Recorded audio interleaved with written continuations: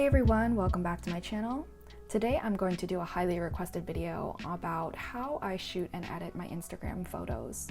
So if you follow me on Instagram, you might notice that I take a lot of photos of my art journal, different paintings, standalone lettering pieces, different things here and there, but they all kind of have the same look and feel because of the same lighting, the same background, and how I style them. I'm going to show you all of my secrets and how I do that, and hopefully it's helpful for some of y'all. The first thing that I want to emphasize is that lighting plays a huge role in my photos.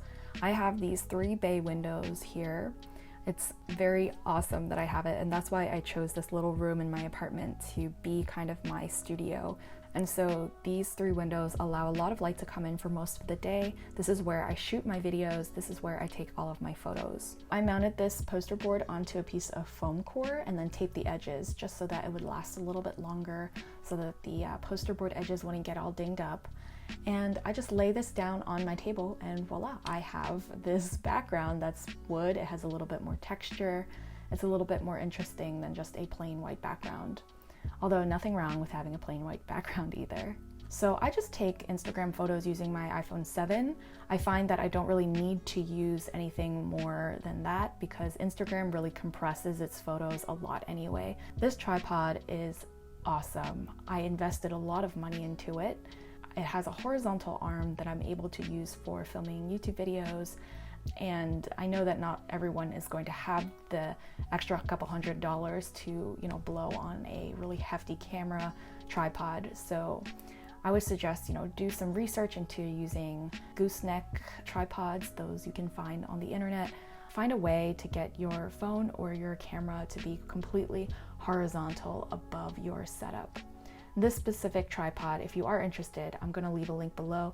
It's the Vanguard Ultra Pro 263AT. So they have a couple different models, but make sure to get one with a horizontal arm. Once I have my phone there, I'm going to go ahead and show you how I got these guides on there.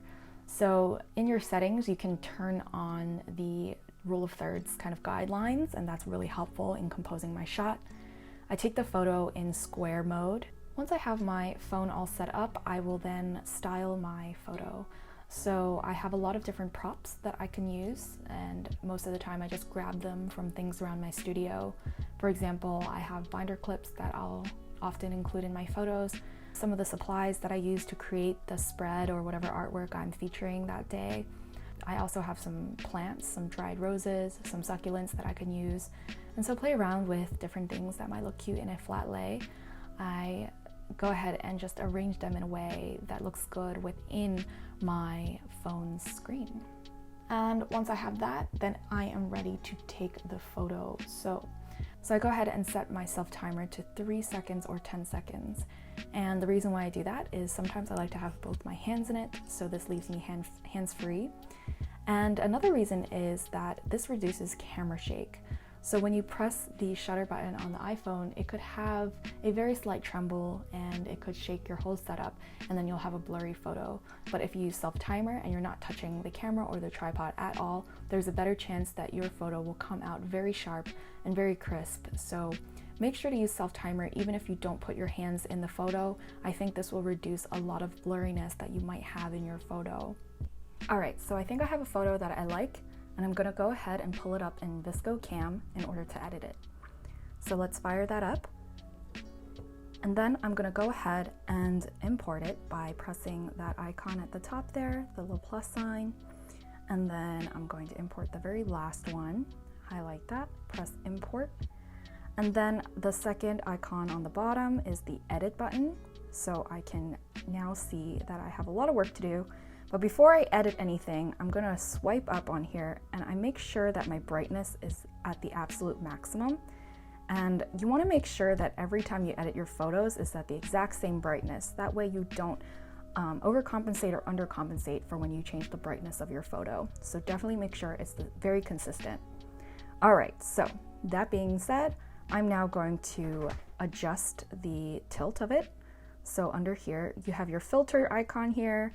Then you have your tools to edit other things. So I'm gonna adjust the crop a little bit. I'm just gonna go ahead and spin it. As you can see, I can use the lines from my wooden background in order to kind of straighten out the photo slightly. And I'm gonna go ahead and skew. So when you change the y-axis here, you can skew it. And that I feel like if I bring it a little bit, the bottom a little bit closer to the camera, it kind of looks a little bit more flat, you know what I mean? So that looks good to me. Next, I'm gonna go to choose a filter that's pretty cool. Since there's kind of like a warm tone from the sunlight that's coming in through the window, I like to do HB1, which I made my favorite. I think that's a filter that you do have to pay for. So I do pay for VSCO just so I can have unlimited access to all of the filters, but I think the ones that are free are still pretty awesome. So definitely play around with it. Different filters will give you different looks and feels, and I think it all depends on your lighting situation. So I like to make my photos a little bit on the cooler side, and I also like to make them so that they're maybe neutral sometimes. So that's why I like to go with HB1. It's a little bit more cool, a little neutral, but I like to drag down the intensity of the filter, sometimes to like anywhere from 4 to 9 is kind of where I like to go. And so generally it's around 7-ish. And once I do that, I go ahead and adjust some of the finer details of the photo. So the first thing I like to do is change the white balance. And I like to even make it a little bit cooler temperature-wise, and then I like to tint it because there's a lot of green going on. So if I bring this all the way down, you'll see that it's very, very green. And I noticed that even when it's at 0, it's still a little bit green. So I like to just slightly kind of make it a little bit more toward this magenta tone here. So that's kind of a color that I like. So I like that so far. Next, I'm going to sharpen the photo a little bit. I like to sharpen it like just a slight bit. And then I'm going to reduce the shadows a little bit. So when you click on highlights and shadows and you slide these up, you'll notice that now the shadows are really reduced. And I just like to bring it up just a point or two because that really helps to get rid of some of the shadows that are being cast by some of the props around here. And then, let's see, sometimes I'll fiddle with the exposure, like on cloudy days, like maybe I'll make it, never more than like 1 point, sometimes more than 1 point. But today I think it was fairly bright out, so I'm gonna make it just plus 0.6.